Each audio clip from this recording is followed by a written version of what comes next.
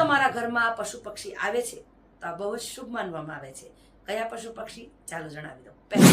પોપટ. પોપટનું ઘરે આવું ખૂબ જ શુભ માનવામાં આવે છે. પોપટનો સંબંધ ભગવાન કુબેર સાથે હોય છે.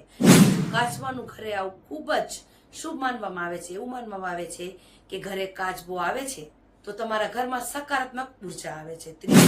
કાળી કીડિયારું ઘરની અંદર નીકળવી સુખ અને ઐશ્વર્યનું સંકેત પણ માનવામાં આવે છે અને બહુ જ લાભદાયક પણ માનવામાં આવે છે.